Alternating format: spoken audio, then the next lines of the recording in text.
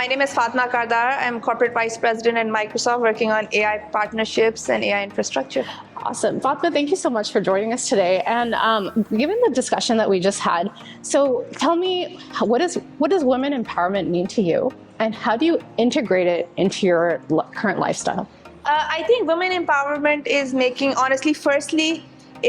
every woman feel that they can do what they need to do. And if they are lacking in support, which part of it might be the mental support on you can do it, or about making sure they have the right avenues, access to the right people, all of that, I look at that. And so when I think of what I do as well, I think of it that way is, am I being part of helping women who might not know how to do more things and to achieve more? Am I helping them in any different way? And then, which is great, I think that's great. From your career journey, you talked about being an astronaut. Now you're, mashallah, the vice president of Microsoft. That's a really big leap. I guess, you said you talked about your mother. Yes. Explain what your mother said to you so that you kind of hopped onto this career. I think I'll talk about mother, but maybe I'll talk about one thing before that. So one of the biggest inspiration, like women, I think of women in my life is my mother, of course.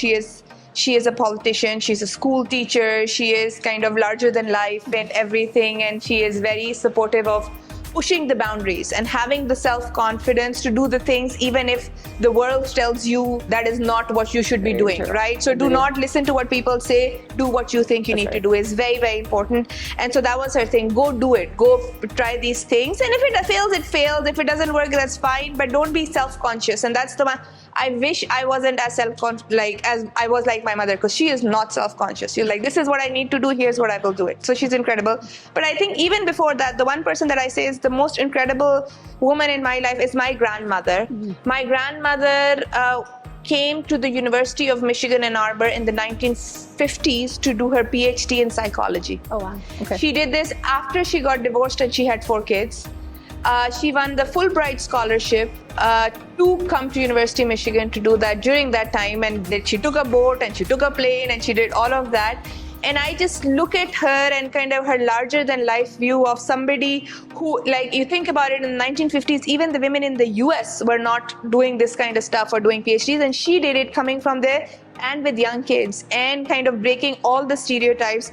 And then she spent her entire life working professionally. She was in the civil services. She did a lot of work with NGOs. But this constant, doesn't matter what life has thrown at me. I'm going to make something of it, and I am capable in myself, and I will go do it. And I will not complain that this is wrong or that is wrong. I'll take things in my own hand and my own capability.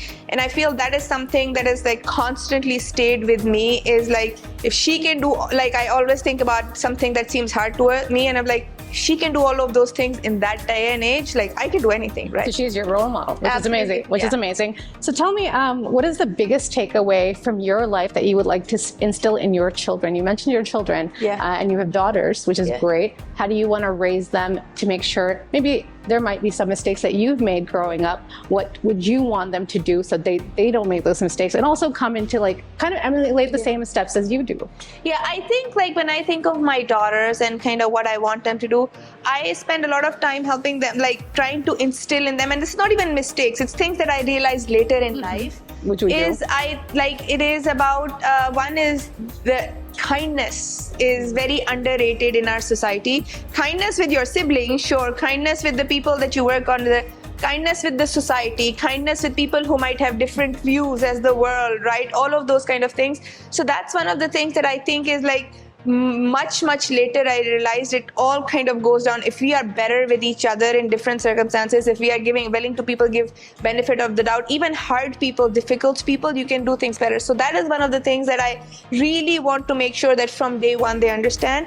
And then have the empathy, I think is very important as well. And how do I instill in empathy, which I find actually has been really hard these days, because they live in the West Coast, in a well-off neighborhood, in a private school, all of those kinds of of things.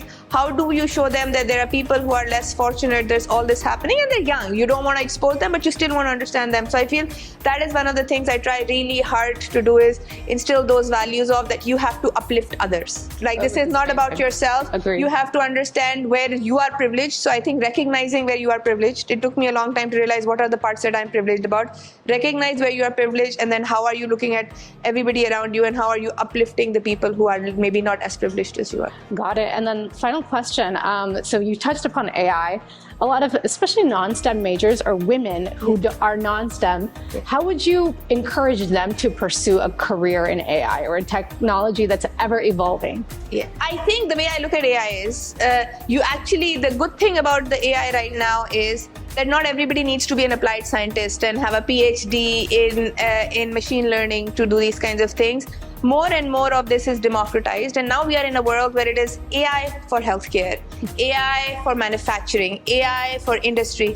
And so really, when you think about it, the role that women can play is, you don't need to be the AI expert, you need to be the expert in your industry. You need to understand what are the big challenges that people have in the spaces that you're working on, and how do you apply technology to help it, right? So that's where I feel is going to be the real magic and the real breakthrough that we will have. Not that you have some tech and the tech will get a little more smarter and will have, or far more smarter and get interesting, but like really it's going to be, can we solve real world problems? Can we apply this stuff to solve real world problems? And if for that, you don't have to be technical. You need to have enough understanding of what the thing is to be able to apply it. But really, what you need to understand is, what are the hard problems that need to be solved? What are the places, like when I think of, maybe helping me organize my schedule helps. That is not a technical conversation. That's what is the thing that is pulling me down and draining my energy.